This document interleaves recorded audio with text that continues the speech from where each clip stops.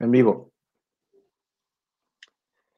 Hola a todos, muy buenas noches. Bienvenidos a este foro, este panel denominado Historia de Fragilidad, el sector legal sin tecnología ante una pandemia. Muchísimas gracias para quienes están sumando a través de las redes de Fractal Abogados, a través de las redes del Instituto de Ciberseguridad MX, del su presidente Jaime Díaz Limón. Y bueno, pues lo prometido es deuda.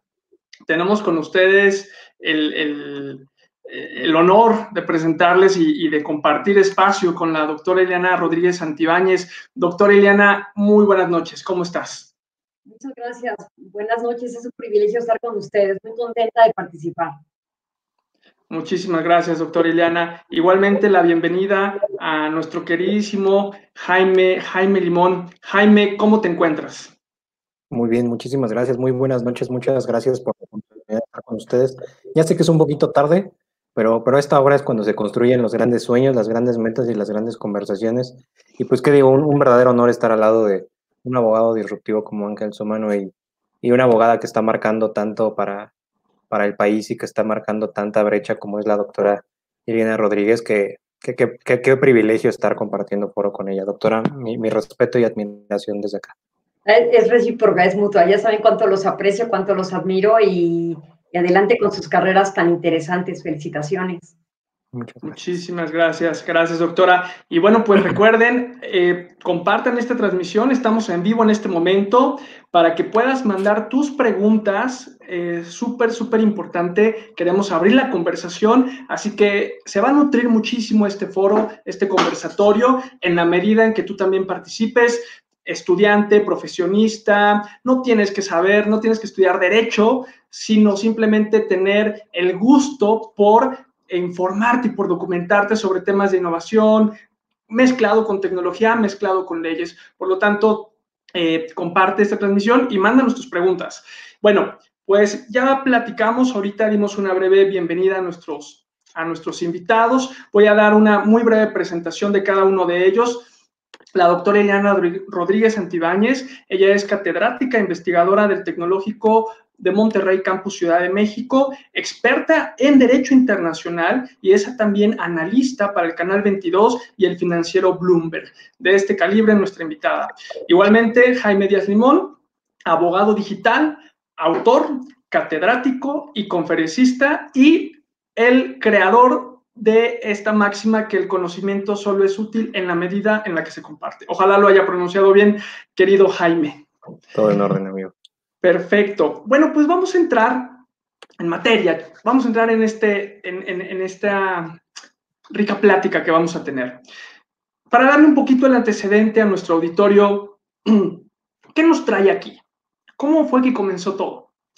Y bueno, pues tuvimos el honor de ser invitados por la doctora Ileana Rodríguez para publicar un artículo en la revista El Mundo del Abogado. Esto cabe mencionar que habrá sido, doctora Ileana, días, semanas antes o a lo mejor un mes antes de que ocurriera el tema de la pandemia, por lo menos aquí en México, ¿cierto? Sí, es correcto. Antes de que empezaran las medidas de contención, las de mitigación ya comenzaban, pero las de contención de quédate en casa todavía no se aplicaban. Correcto, así es. ¿Y cómo es la vida? La vida que de plano cuando uno escucha a su corazón y agarra un camino y además la vida se va acomodando, pues nosotros traíamos un tema, Jaime y yo, que queríamos, al cual nos invitó la doctora Ileana, nos dijo, oigan, hagan una publicación, hablen sobre innovación, sobre tecnología, sobre lo que falta en el sector legal, ustedes den rienda suelta a su tinta y pues compártanlo, ¿no?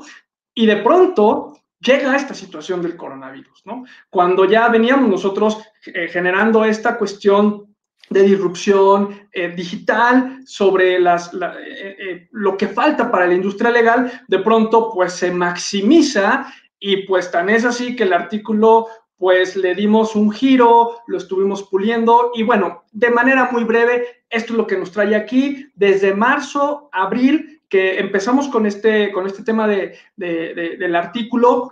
Y en este mes de julio sale en la edición en digital este artículo que da nombre al conversatorio que estamos teniendo. Y bueno, después de esta introducción, de este breve contexto para el auditorio, me gustaría comenzar con unas preguntas. Doctor Iliana, la pandemia expuso la fragilidad a nivel mundial de la industria legal y en algunos países más que en otros. Me gustaría arrancar con esta pregunta. Pues sí, yo creo que más que fragilidad, lo que vino a demostrar la pandemia a nivel mundial es como aquellas economías basadas en el conocimiento, que tenían mucho mayor avance en el desarrollo de la innovación tecnológica, tuvieron menos problemas para enfrentarla. No solamente estoy pensando en el desarrollo del remote work o el home office, como lo conocen ahora, sino incluso en términos de la velocidad de combate a la propia pandemia. Piensen, por ejemplo, en Wuhan, en esta región de China, donde hubieron varios poblados cercanos que también fueron altamente atacados por el virus del COVID-19, la forma en que pudieron revertir el efecto y contener una pandemia superior en términos de decesos en esa región fue, por supuesto, la vigilancia digital que se tuvo y el uso de la inteligencia artificial, entre otras de las medidas, para contener esta pandemia ahí. Entonces, y también lo vimos en Singapur, lo vimos en Taiwán, lo vimos en Japón, aquellas economías que tenían mayor propensión al desarrollo tecnológico o políticas muy arraigadas de continuidad gubernamental en la investigación científica orientada a la tecnología, tuvieron mucha mayor capacidad de respuesta. También incluso países escandinavos, países europeos que le habían apostado a la industria digital, pero por supuesto a la investigación tecnológica, tuvieron mayor capacidad reactiva respecto del tratamiento de la pandemia. Entonces, cuando hablas de fragilidad, lo que observamos es fragilidad en aquellas naciones que no habían y no han hecho la suficiente inversión en términos de investigación científica e innovación tecnológica en sus procesos industriales y sus procesos de desarrollo laboral. Entonces, ahí es donde podríamos ver la fragilidad, en aquellos estados que siempre ignoraron o no tuvieron la capacidad económica de invertir en la economía basada en el conocimiento. Es decir, todos aquellos activos intangibles que rodean a la tecnología, como lo son, por ejemplo, las patentes en materia de innovación tecnológica y el desarrollo, por supuesto, de software. Correcto, doctora. Y bueno, pues creo que, sin lugar a dudas, en Latinoamérica nos agarró bastante mal parados. Sí, sin duda. Sí. Considerando el contexto internacional que refieres. Y bueno, pues con base en este comentario tan interesante, querido Jaime, ¿alguna opinión al respecto para también preguntarte y continuar con este foro? Pues sin duda, mi querido amigo, creo que lo expusimos y tratamos de ser duros y por ser duros, por supuesto que hablábamos también de un escenario en el cual era indispensable el lanzar una crítica constructiva y pues en lo que fuera necesario de constructiva de nuestro gremio, ¿no? Sobre todo hablando de que somos un grupo de profesionales que hemos sido sumamente renuentes a la implementación de tecnologías en nuestros procesos. Han surgido distintos foros, congresos, seminarios, cursos, e inclusive algunos liderados por grandes catedráticos y profesores del derecho, algunos más abanderados inclusive por las grandes barras de nuestro país, no digo nombres, por supuesto, para no herir susceptibilidades, pero en los cuales de pronto se lanza al debate que la tecnología puede llegar a provocar más que un beneficio hacia el gremio, desempleo tecnológico. Comenzamos como abogados a enfrentar esta implementación de la tecnología con visión tecnopesimista y de pronto pensamos que la tecnología nos va a dejar sin trabajo. que va a sustituir al abogado como profesional, como experto en leyes, y ¿qué es lo que provoca miedo, terror? Y definitivamente, como cualquier reacción del ser humano ante lo desconocido y cualquier probable amenaza, ¿qué es lo que pretendemos hacer? Acabarla, destruirla o desaparecerla. Y eso ha pasado definitivamente con los abogados. Pero de pronto llega la pandemia y por supuesto que voy a ser suficientemente adecuado, prudente, y no diré que la pandemia le cayó como anillo al dedo a los abogados para la implementación de la tecnología. Eso sería absurdo. Pero derivado de esta crisis, de esta terrible pandemia que vivimos hoy en día, nos vemos forzados como sociedad y como seres humanos a encontrar estos dispositivos para reunirnos. El entender que si bien estamos alejados, eso no implica que estamos solos. El entender que si bien estamos a la distancia, eso no significa que no estemos acompañados. El saber que de pronto hay un ser humano que está frente a mí, en la pantalla, en el Black Mirror, al pendiente de mi salud, de mi bienestar, inclusive de mi vida, se vuelve indispensable para no volvernos locos, el sabernos queridos y protegidos por esta sociedad que ahora tenemos que disfrutar de manera remota. Y las tecnologías de la información y la comunicación entran como este mecanismo, este mediador entre lo que necesitamos en esta época de pandemia como sociedad, una forma de mantenernos conectados, el recordar que formamos parte de este bonito ciclo social en el cual estamos interconectados, y las tecnologías llegan a hacer su función. ¿Qué pasó con el gremio? Desafortunadamente lo hizo muy tarde, lo hizo muy lento. Justo en el artículo que bien señalas que la doctora Ileana nos invitó a escribir para el mundo del abogado, gran parte de las discusiones que tuvimos en la mesa y lo que pensábamos, si quitábamos y si dejábamos y le agregábamos matiz y le poníamos un poco de confeti, si le agregábamos un poco de rosa para que no fuera tan doloroso lo que decíamos.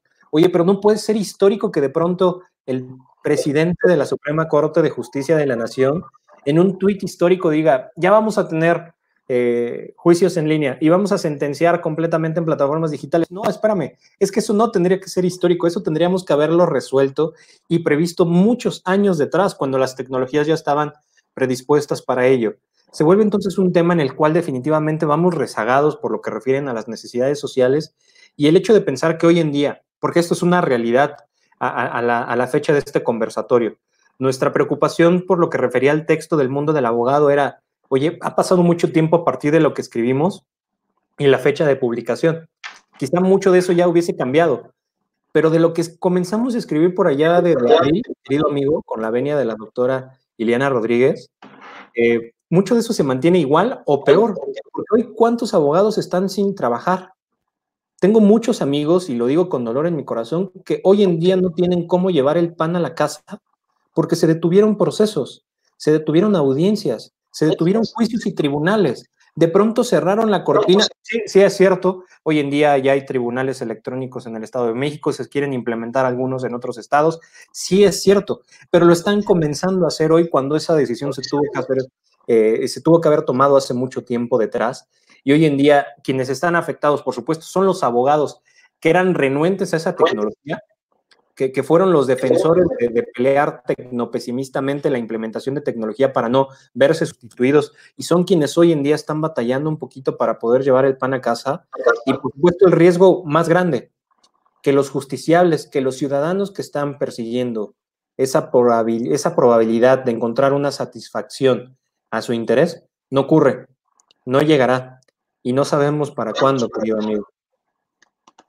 Correcto. Pues muy interesante sin duda la participación y lo que nos comentan tanto la doctora Ileana Rodríguez como Jaime en esta primera intervención, y tomaría esto que comentan ambos.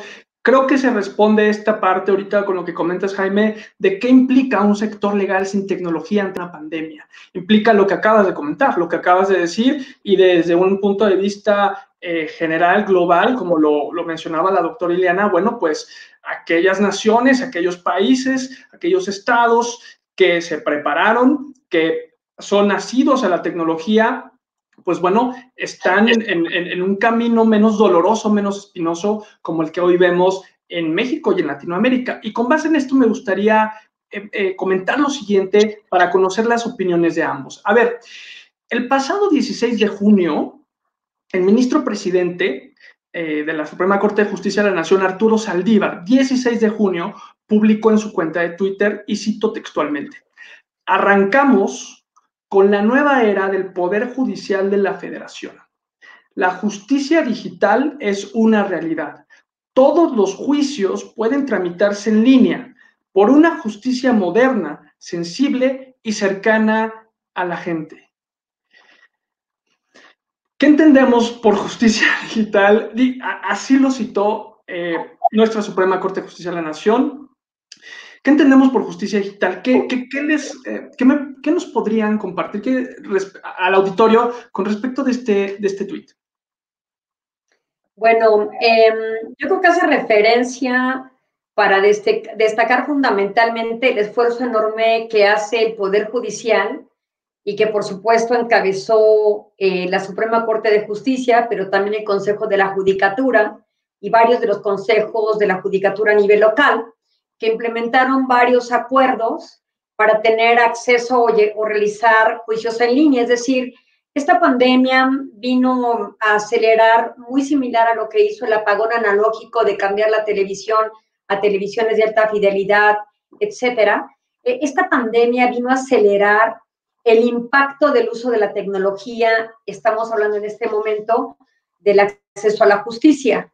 Y pienso que es por ahí el comentario del ministro Saldívar en atención a este gran reto que adquiere el Poder Judicial para poder administrar la justicia a partir del uso de no solamente plataformas tecnológicas para poder realizar un juicio, sino incluso solamente para poder llevar a cabo o concretar las citas dentro de un proceso como lo son los buzones digitales. Hay que decirlo, y algo muy interesante de lo que hablaba Jaime Limón, es esta desestructura que existe a nivel nacional respecto de la impartición de justicia, y creo que eso anquilosa o alenta muchísimo la impartición de justicia en un formato de carácter digital, si consideramos que todavía no se ponen de acuerdo al interior del Poder Legislativo para generar un código procesal civil y familiar que sería muy importante para homogeneizar los procedimientos. Ahora, de suyo, el uso de la tecnología no puede ser invasiva a un proceso tan antiguo en el gremio de lo jurídico o de lo legal, en el sentido de que hay muchas ramas del derecho que no tienen todavía esta capacidad para hacer una transición al ámbito del uso de la tecnología. Si bien es cierto, por ejemplo, instituciones como el INPI ya desarrollaban lo que es el registro de marcas y patentes, y que ahora con la nueva ley de propiedad industrial, por presión del propio TEMEC, va a poder tener dientes porque va a poder llevar a cabo procesos relativos a la reparación de daños y perjuicios. Me parece que adquiere un papel fundamental en temas digitales. Ya se hacían varias cosas en torno a esto y se seguirán haciendo, pero vayámonos a la situación, por ejemplo, del derecho civil y familiar. Tengo colegas que, por supuesto, están inmersos en la tecnología, son usuarios de esta, y sin embargo dicen, estamos de acuerdo en que existan buzones digitales, en que se puedan llevar a cabo juicios en línea, pero seguimos como litigantes enfrentando algo que deja o dejará insatisfechos a los peticionarios de justicia y que son, o a los reclamantes, que es la ejecución de las sentencias. Eso todavía no ha llegado ni llegará a corto plazo, la posibilidad de emitir una sentencia que conlleve a la ejecución de la misma. Entonces, en materia por lo menos de muchas de carácter en civil y familiar. Entonces, creo que hay un lenguaje propio de los desarrolladores de software en donde efectivamente se podrá avanzar mucho en términos del uso de tecnologías y acceso a la justicia, pero otras materias que es muy complejo todavía, vamos a decir de alguna manera, deshumanizar o despojar el proceso judicial del talante y el talento de hombres y mujeres litigantes y de impartidores de justicia que todavía no ven claro cómo van a realizar juicios en línea, aunque todavía no, decimos no tenemos toda esta plataforma tecnológica de avance a nivel nacional, y tiene que ver no solamente con que las universidades no están desarrollando competencias y capacidades en los futuros abogados y abogadas que comprendan no solamente el trabajo en equipo, que disminuyan el ego individualista y que trabajen en equipos, sino que además no tienen competencias para el uso de tecnología, no los están formando en estas muchas universidades, pero también hay que decirlo, no hay presupuestos asignados a nivel local ni federal que puedan enfrentar la posibilidad de un desarrollo óptimo de plataformas tecnológicas que permitan un adecuado acceso a la justicia. Jaime Limón hablaba también de algo muy importante que creo que hay que analizar con mayor profundidad en el futuro, que es la desconfianza que tenemos los mexicanos en términos del uso de la tecnología para procesos judiciales. Muchos abogados dicen, no, yo prefiero seguir yendo a la ventanilla o a la oficialía de partes, o prefiero seguir haciendo esto porque me consta que entregué un documento y que voy a recibir una respuesta que luego podré tomar dictada como sea, ¿no? En fotografías y luego van y las copian en sus propios despachos, porque tienen temor de que haya una alteración a las evidencias o a lo que ellos documentan en línea. Hay una gran desconfianza y por supuesto que el cambio tecnológico tiene que enfrentar ese reto, ese paradigma de convencer a los litigantes y a los impartidores de justicia de que tendrán que haber plataformas que sean fidedignas y lo suficientemente seguras para el sigilo de un proceso. Ahora, por ejemplo, un colega mío, litigante civilista, me dice, estamos de acuerdo, Nuevo León tiene un avance impresionante en el uso de la tecnología para efectos de acceso a la justicia. El Estado de México, Querétaro. Pero, por ejemplo, se pide por cada entidad una firma electrónica. ¿Por qué no una firma electrónica nacional? Y también este colega mío, un gran litigante, el doctor Fernando Castelazo, me dice, ¿por qué no solamente que el apoderado legal o el representante en juicio tenga la capacidad de poder ingresar los documentos? Porque una vez que el dueño del proceso, que es el particular que necesita de ese juicio, tiene también firma electrónica y luego el abogado, el apoderado legal o el representante, entonces se vuelve un lío administrar los procesos en línea. Entonces, nuevamente, Ralph Dahrendorf, un sociólogo alemán, decía que el cambio siempre genera conflicto, en cualquier circunstancia, no estoy hablando solamente de procesos judiciales. Entonces, lo que se convence de la eficiencia o la efectividad de la herramienta tecnológica o digital para efectos de acceso a la justicia es muy complejo. Y máxime si el derecho al Internet, consagrado en nuestra Constitución y, por supuesto, en el ámbito internacional también así declarado, no encuentra eco y efectividad en aquellas personas de escasos recursos que no tienen acceso a la tecnología o aún teniendo el recurso, hay una resistencia para poder utilizarla. Piden tecnología amigable. La tecnología está hecha justamente para ser atractiva al usuario y poder tener, también hay que decirlo, usuarios y clientes. Pero las personas tienen una negativa permanente de utilizar lo que es novedoso. Entonces, creo que falta más preparación, faltan presupuestos y falta generar confianza en este tipo de procesos, en lo incipiente que se lleve de ellos para poder lograr la justicia. Creo que en esos términos es que entonces el ministro Saldívar celebra de alguna manera que desde el 15 de marzo ellos han emitido, el Pleno de la Corte, diferentes acuerdos justamente para lograr una transición y un acceso a la justicia en términos digitales en un entorno pandémico que impide que en este momento se esté impartiendo justicia al 100% de los tribunales. Perdón por el tiempo, pero creo que era importante. Está perfecto, doctora. Y me hace mucho sentido lo que comentas.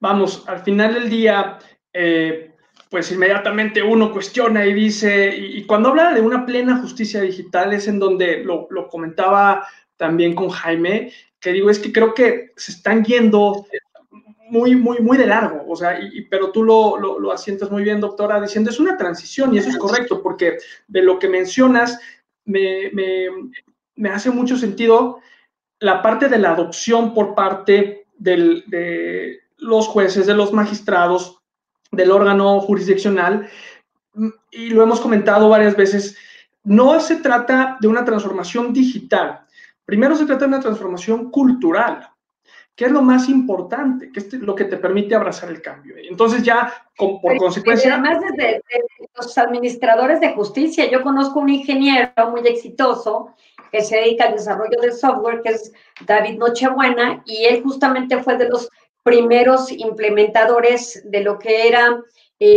la oficialía de partes electrónica y toda esta posibilidad de mandar a los diferentes juzgados los expedientes, y fue tremendo, me contaba él, el lograr que los propios administradores de justicia, los jueces y las jueces, se pusieran de acuerdo y también quisieran hablar y detallar cómo era el proceso de la administración de justicia.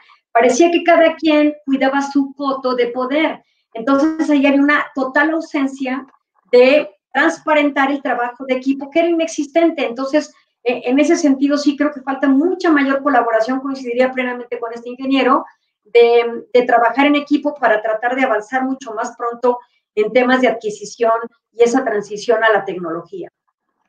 Totalmente de acuerdo, doctora. Mi querido Jaime, y justamente haciendo este puente con lo que comenta la doctora Ileana, que tiene que ver con cuán pronto, cuán rápido o de qué manera se va a transicionar hacia esta justicia digital, y que hay muchísimas brechas todavía. Traigo a colación esta nota que salió el pasado 24 de junio de la revista Nexos, donde se publicó un artículo escrito por Omar Mondragón, dentro del cual menciona lo siguiente, y que tiene que ver con lo que estamos comentando. Cito: la autoridad judicial está impedida para participar en innovaciones no contempladas en sus legislaciones.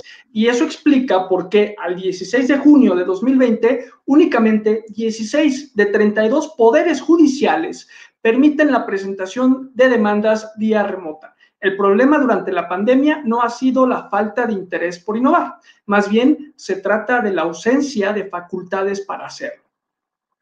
¿Qué opinión te merece? Yo me espero para dejar participar a Jaime, pero no, adelante, adelante. Quien guste contestar. Adelante, Jaime. Sería incapaz de quitarle la voz a la doctora Ileana. A ver, por favor, es más, mire, yo me sabe.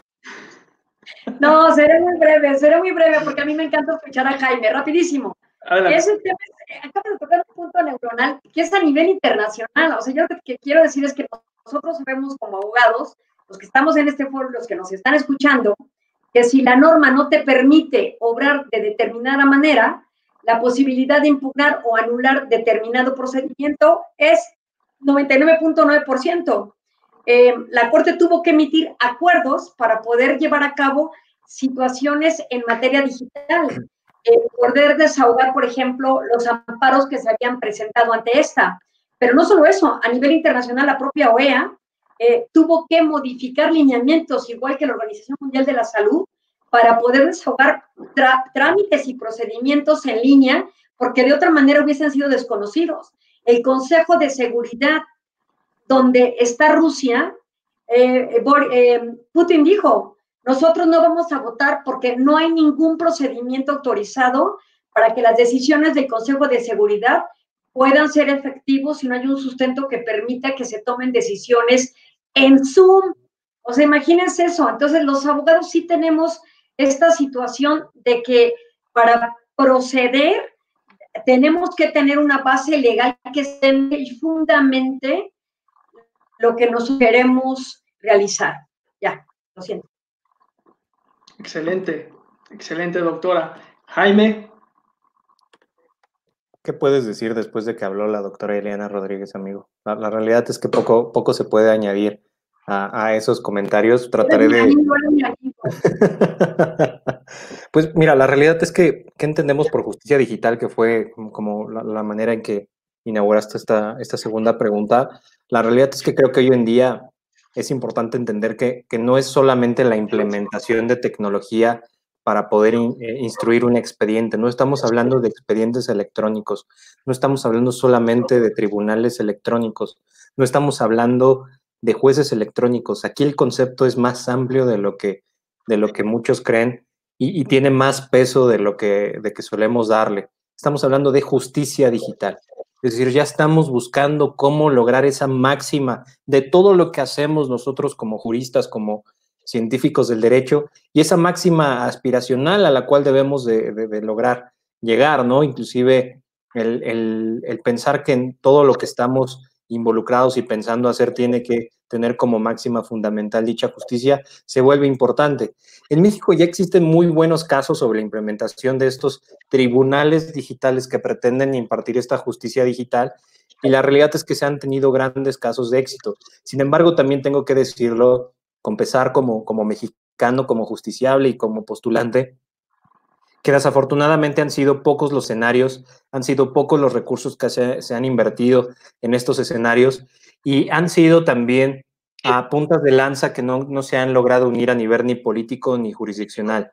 De pronto tenemos a un tribunal, bueno, entonces Tribunal Federal de Justicia Fiscal y Administrativa, que lanza su sistema de justicia en línea, que después lo llega a implementar en la Sala Especializada de Propiedad Intelectual. Ya tenemos un expediente electrónico, tenemos casos aislados como los tribunales de Nuevo León. De pronto hoy en México ya tenemos estos casos con el tribunal electrónico para poder resolver asuntos y audiencias. Ya teníamos en el propio Estado de México el juzgado en línea. En Guadalajara ya teníamos implementación de estas medidas. Las modificaciones a este nuevo sistema penal acusatorio que trajo como consecuencia la implementación de tecnología para la grabación de las audiencias, dices, wow, pues si tecnológicamente ya estás implementando estos recursos y ya hay casos exitosos, ¿qué esperas para implementarlo a nivel global? ¿Una pandemia? ¿Un escenario en el cual desafortunadamente ya tengas poco margen de acción y de error? Porque ahorita estamos en un escenario, y perdón que siga como en una modalidad un poco cruel, pero también es un poco el hartazgo y el enojo de la posición en la que actualmente estamos. Hoy en día tenemos dos opciones, amigo. O sigo pagando salarios de los funcionarios sobre dependencias que han estado detenidas, que no tienen la percepción de los derechos que generalmente están acostumbrados conforme a lo que son los presupuestos de ingresos de la federación, y lo mismo que está pasando, mismo fenómeno que se repite a nivel estatal y municipal. ¿Pago esos salarios o comienzo a invertir en tecnología? Tengo que decirlo, realmente si queremos también implementar algo que sea funcional, que sea viable y que tenga resultados medibles, cuesta, no es barato, no es económico. No se trata simplemente de contratar una licencia de Zoom y vamos a divorciarnos por Zoom, ¿no? Ya lo resolvimos. No se trata de eso. Se trata de realmente establecer protocolos, tanto procesal como sustantivamente, y tener capacitación adecuada para poder implementar de buena medida esa justicia digital. Porque hoy en día, y lo digo en ese escenario, porque hoy en día jóvenes como tú y yo, disruptivos, tenemos que decir de manera enojada y de manera revolucionaria: tribunales, por favor, avancen, por favor, jueces, capacítense, porque como jóvenes, como una bandera disruptiva, nos vemos obligados a empujar a estos sistemas jurisdiccionales de ese letargo en el que se encuentran, por lo menos a nivel tecnológico. Lo digo con orgullo, me parece que tenemos un sistema jurídico de los más sólidos y mejor construidos a nivel Latinoamérica. Han venido muchísimos expertos internacionales a aprender de nuestros jueces, de nuestros magistrados, de nuestros ministros y de nuestro andamiaje jurídico. Pero de pronto se nos olvida que detrás de toda esa belleza intelectual tenemos que encontrar las herramientas adecuadas para llevar estos procesos a favor del justiciable. Hoy en día hay que pensarlo, y lo dejo como un elemento de cierre antes de dar paso a una siguiente pregunta y a escuchar a la doctora Ileana. Pero ojo, en el 2018, estoy hablando hace 2 años, amigo, 2018, las Cortes de Estados Unidos, primera instancia en materia civil y mercantil, resolvieron 16,000 asuntos. Números más, números menos. 16,000 asuntos. 2018 no significa que necesariamente en el 2018 se comenzaron a instruir dichos procesos. Es decir, solo en 2016 esos asuntos alcanzaron ya estado firme. Mientras que en el mismo año 2018, una sola plataforma, Amazon, a través de sus Online Dispute Resolution, resolvió 118,000 asuntos. Asuntos que, ¿qué crees? Sí se instruyeron en 2018 y se resolvieron en horas, 72 horas máximo para resolver estos conflictos. ¿Qué nos dice esta tendencia si se llega a multiplicar geométricamente? Es muy probable que se eliminen los abogados postulantes, porque la gente confía más ahora en estos mecanismos de autocomposición que proponen las redes y estos mecanismos de e-commerce. Y segundo, si los tribunales no se innovan, no entran en este proceso de digitalización para alcanzar esta utópica justicia digital, amigo, lo digo con el dolor en mi corazón, el siguiente tuit que podemos llegar a ver del ministro Saldívar es: se acaban las cortes en México. ¿Qué tal, Interesantísimo este último punto que tocas, Jaime, al igual que la doctora Ileana. Bueno, sin duda, fascinante escucharlo, conversar con ustedes, y qué bonito pretexto el que nos trae aquí, el comentar. Para todos aquellos que nos están escuchando, por favor, mándenos sus preguntas. Estamos en vivo desde las redes de INCIBE MX, de Fractal Abogados. Es un momento de verdad mágico y único para que aprovechen a la doctora Ileana Rodríguez Santibáñez, al maestro Jaime Alberto Díaz Limón, en torno a estos temas que de verdad, como dicen, se dice, hay personas que dicen, bueno, yo lo traigo pensando, pero no me atrevo a decirlo. Aquí se puede decir, se dice y no pasa nada, buscamos una solución. Entonces, para continuar con la conversación, a ver, tocan un punto muy, muy interesante. Lo mencionaba la doctora Ileana Rodríguez en su intervención. El tema de la inversión en tecnología.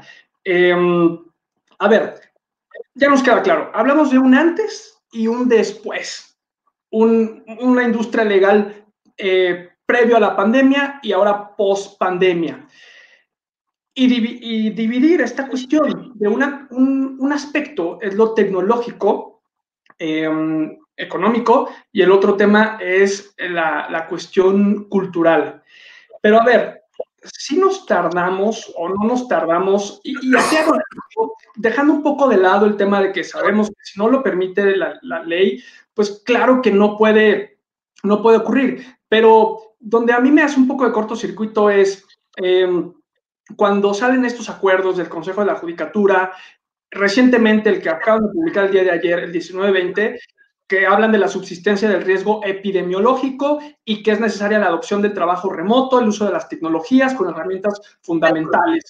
Y recordábamos cuando comenzamos el artículo en marzo de que decían, se tienen las herramientas tecnológicas, todos a hacer home office, y decías, bueno, cuando hay gente que ni siquiera computadoras tiene, jueces que no tienen computadoras, que eso ya no tiene nada que ver con un tema de que la ley lo permita o no, y que ahora tenemos un presidente que recorta presupuesto y que dice que se compartan las computadoras. Por lo tanto, mi pregunta va en ese sentido. Ok, a ver, una cuestión es que la ley no lo permita de pronto, pero también hasta qué punto esta resistencia al cambio por parte de las autoridades de justicia, y aquí no me refiero más al sector público, también lo vivimos en los despachos, quienes litigamos. Seguramente tendremos a un jefe que dice, pues ahora me pegó la pandemia porque yo le dedicaba a dictar a mi pasante y él hacía y transcribía los acuerdos. Por lo tanto, ¿qué pasa ahora? ¿Cuál es esta oportunidad? ¿Cómo ven este panorama de la reinvención de la industria legal? Se puso parejo el piso, nos vamos a tardar a nivel internacional, podemos ser banderas si nos aplicamos, como dice Jaime, que hay mucho talento aquí en México. ¿Qué va a pasar y cómo vamos a lograr vencer? ¿Es una cuestión netamente legislativa o tiene que ver también con un tema de mentalidad de las cúpulas jurídicas del sector público y privado? Son muchos temas. Yo creo que al legislador, por supuesto, le conviene hacer un análisis económico del derecho para analizar cuál va a ser la disminución. Hay un costo, pero ¿por qué va a ser costoso si a la larga hay un beneficio que ahorrará a miles de personas que necesitan el acceso a la justicia? Es decir, si el legislador hace un análisis económico del derecho y va a decir, es caro generar las plataformas tecnológicas para que pueda haber toda una construcción en torno a esta en materia judicial. Sí, en un primer momento puede serlo, pero a la larga no. A la larga va a ahorrar muchísimo en términos de incluso espacios físicos, movilidad y ahorro en diversas situaciones. Pero eso todavía es a largo plazo. No lo podemos ver de manera inmediata, porque también hay que entender que así como hay nativos digitales, y también hay migrantes digitales, no solamente por haber nacido en una generación que tengas acceso a la tecnología, o porque no naciste en esa generación, pero migras hacia ella, nativos inmigrantes, sino que también hay analfabetas tecnológicos. Nuevamente regreso al tema de la educación. Si no se ha sido educado, estamos hablando del gremio de los abogados, en términos de desarrollar competencias para resolver problemas, utilizar herramientas tecnológicas, argumentar sólidamente, tener una buena comprensión lectora, etcétera, etcétera, una serie de competencias, habilidades que los abogados y abogadas requerimos, es insuficiente la existencia de la tecnología, porque la tecnología es un medio, no es el fin. Se necesita la preparación y el talento del desarrollo profesional que luego se vendrá a expresar en el uso de la tecnología. Así es que el legislador podrá hacer lo que quiere legislar y será muy positivo, porque como decía hace un momento, los abogados requerimos de un sustento sólido para fundamentar nuestros procedimientos y nuestra conducción en el proceso. Pero una cosa es que disponga el legislador de ello y otro que el jurista tenga la capacidad para aplicar esos medios en su quehacer cotidiano. Con la brecha generacional existente, es evidente que aquellos abogados que no hayan migrado al uso de herramientas tecnológicas estarán condenados a su extinción. Esto es como lo que ocurre con las compañías. No se busca ser la más grande, sino la mejor y la única. Porque tú tienes que estar siempre un paso adelante del resto para poder ser lo suficientemente competente y competitivo. Si no, evidentemente se va a repartir el mercado entre muchos, donde se diluye quién es el mejor, porque hay una sobreoferta de servicios donde uno no sabe a cuál acudir porque se ignora si es bueno o no. Los despachos conservarán sus carteras con esta confianza y credibilidad que se han ganado en años, pero también demostrándole a esos usuarios y a estos clientes la capacidad de transformación que tienen estos despachos para poder dar un servicio eficiente en términos del avance y la innovación tecnológica. Pero también me gustaría mucho detenerme en algo que dijo Jaime, y es el tema de que también la justicia está teniendo una transición a lo que tiene que ver con los medios alternos de solución de controversias. La propia nueva ley de propiedad industrial alude a ello. Entonces, es también un poco abandonar la concepción del abogado en mente que dice, me conviene más un proceso legal lento porque cobro por igual y me lo puedo llevar años, a un proceso abreviado por la mediación o la conciliación o el arbitraje que me va a abreviar el tiempo enormemente, pero que también se cobra. O sea, sí creo que también hay un desprecio a los medios alternos a los cuales está transitando también la humanidad. China, el número de personas que tiene, ¿ustedes creen que tiene un número de tribunales que represente la complejidad de su sociedad? Para nada, ellos resuelven mucho a través de la mediación porque privilegian el diálogo. Entonces, creo que también no es un tema solamente de tecnología, sino de transformación respecto a la forma en que resolvemos nuestras diferencias. No todo es agotar el principio de definitividad y todo llevarlo a las cortes. O sea, creo que eso es socialmente inaceptable, que tengamos la incapacidad de dialogar con nosotros para resolver nuestras diferencias. Y hay que ver si la tecnología va a propiciar estos mecanismos de diálogos que puedan zanjar diferencias que tengan que ser llevadas a resolverse ante los tribunales. Creo que hay un tema cultural de fondo también y no reducirlo solamente al uso de la tecnología. Correcto, sí, el sano equilibrio, el equilibrio entre lo que llamamos la automatización y la intervención humana, ¿no? Aplicado ahora a la industria legal y a la nueva era. Querido Jaime, doctora, muchas gracias, interesantísimo el punto que nos comentas. Querido Jaime, nos están mandando preguntas. Sí, dime. Coincide muchísimo con algo que publicaste, creo que hace como 3 semanas, en donde de pronto, y hoy vengo muy enojón y muy criticón, lo siento, generalmente soy más amigable y más ligero, pero ya son las 9 de la noche, entonces el limón se pone agrio y amargo a estas horas de la noche.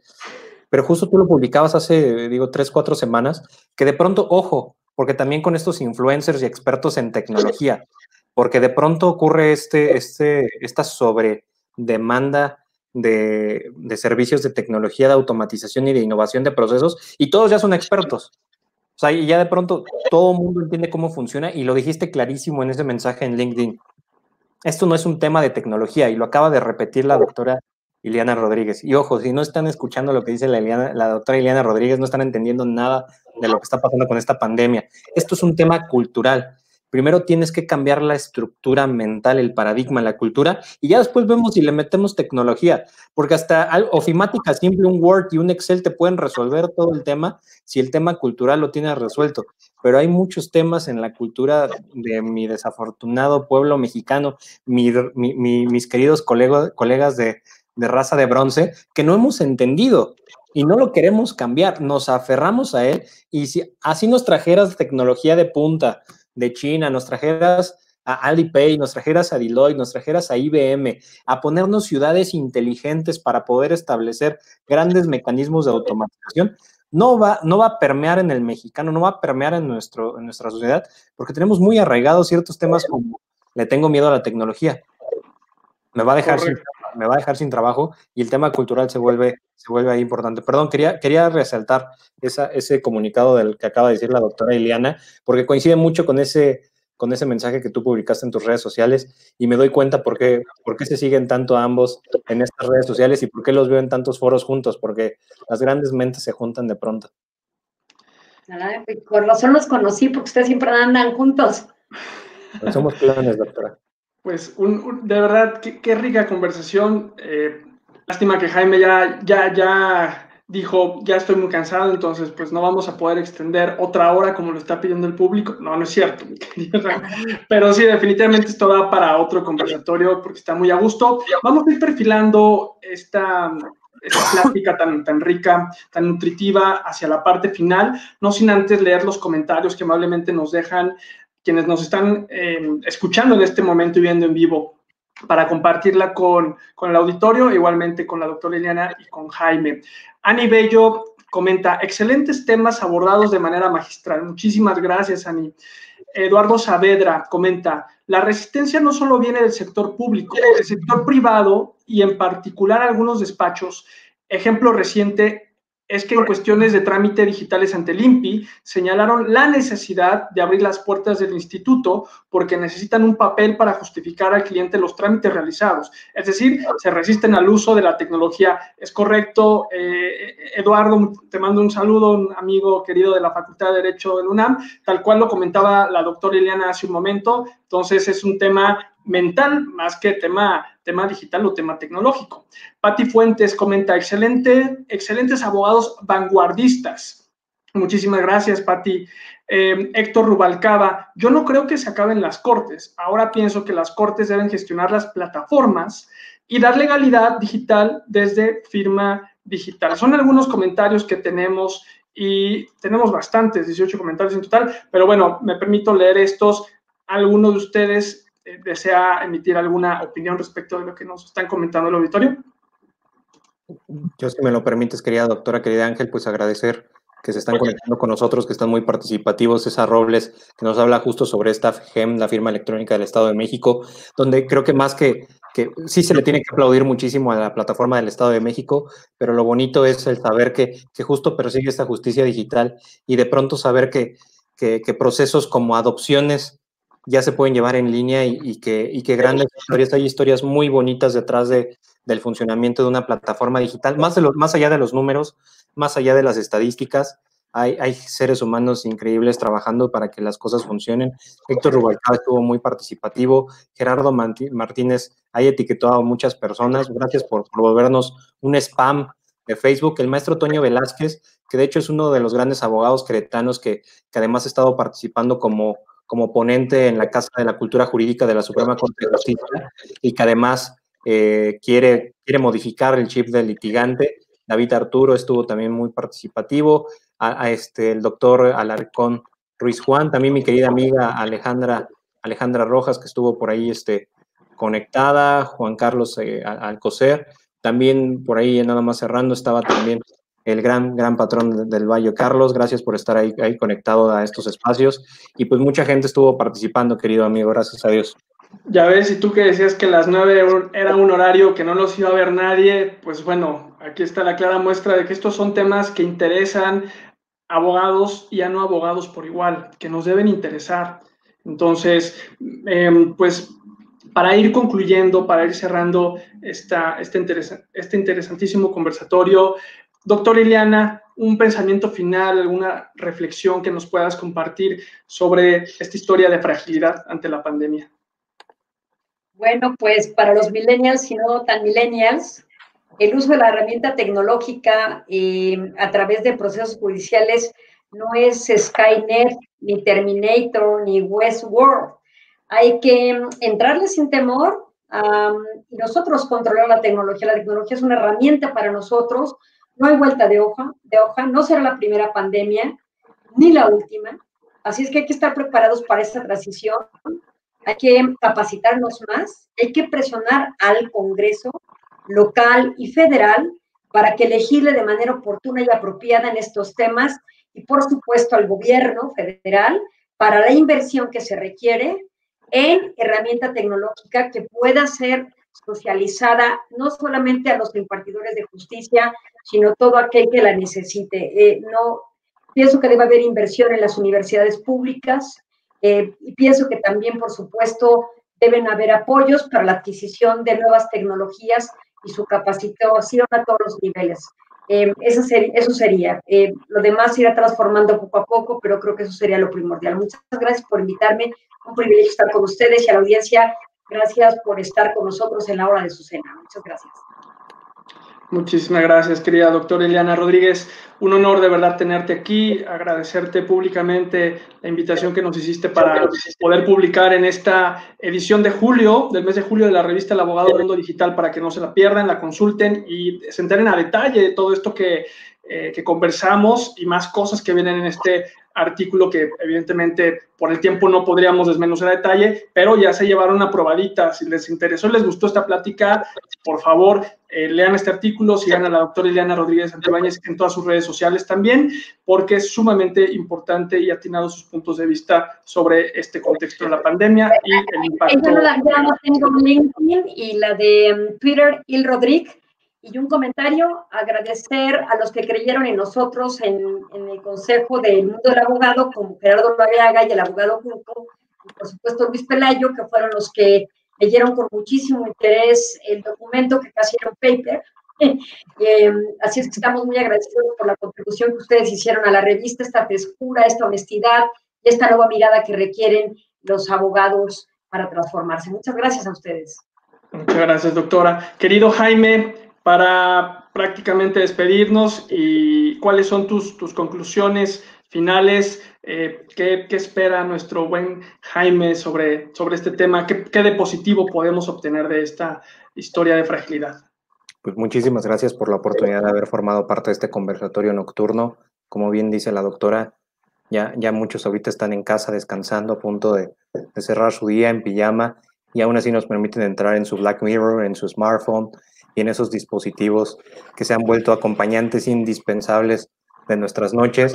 Pues más que hablar sobre las tendencias, sobre las estadísticas, pues invitarlos a leer el artículo. Los estamos dejando el vínculo en las redes sociales, tanto de INCIBE como de Fractal, en el cual pueden dar una lectura sobre qué nos metimos a estudiar en materia de cortes internacionales, cómo están implementando la tecnología, cómo Richard Susskind se está cambiando el chip de los abogados a nivel global.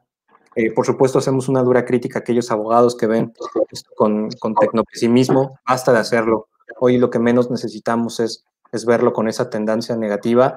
Y pues para cerrar, quisiera el aprovechar para agradecer infinitamente a la doctora Ileana Rodríguez Santibáñez, que sin debernos absolutamente nada, confió en nosotros, y no lo digo de dientes para afuera, en dos chamacos, no digo imberbes porque mucho vello tenemos en la cara, mi amigo y yo. Me quité la barba para nada más no parecer clones, pero la realidad es que confió en nosotros, nos ha invitado a un par de espacios académicos, le ha permitido la entrada a nuestras letras, a nuestros textos en lo particular. Inclusive tuve la oportunidad de poner uno de mis libros en sus manos, y que ella, siendo una de las abogadas influyentes del país, dijera: a ver, chamaquitos, vienen, me redactan un artículo y yo lo voy a defender ante la revista del Mundo del Abogado. Y como bien lo dijo, inclusive ella lo defendió a capa y espada a pesar de la extensión.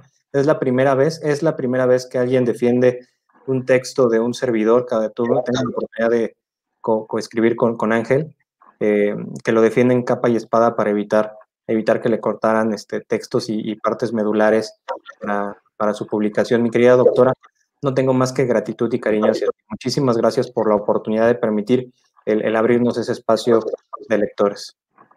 Es que lo queríamos acortar porque casi escriben ustedes, repito, hay un paper de 25 páginas y todo. Por temas de extensión era el tema del recorte, pero afortunadamente no se dio, pasó completito.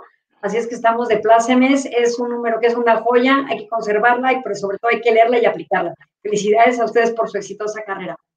Gracias, doctora. Gracias, muchas gracias. No podemos dejar de ser disruptivos en el artículo, doctora.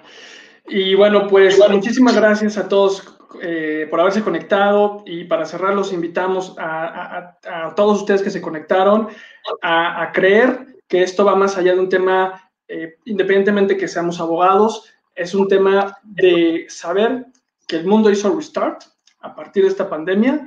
Tenemos muchas oportunidades, hay que actuar, hay que llevar a la acción, y los abogados, por supuesto, estamos en el centro, en el ojo del huracán. Honremos nuestra carrera, pongámonos manos a la acción, y grandes figuras como ustedes las acaban de ver y escuchar están aquí, son tangibles, son palpables y dispuestas a apoyar la innovación en la industria legal. Así que muchísimas gracias nuevamente a ambos. Nos despedimos, los dejamos descansar también, y que pasen bonita noche, y espero que se repita. Claro que sí, hasta pronto. Agradecido, bonita noche. Bonita noche, bye.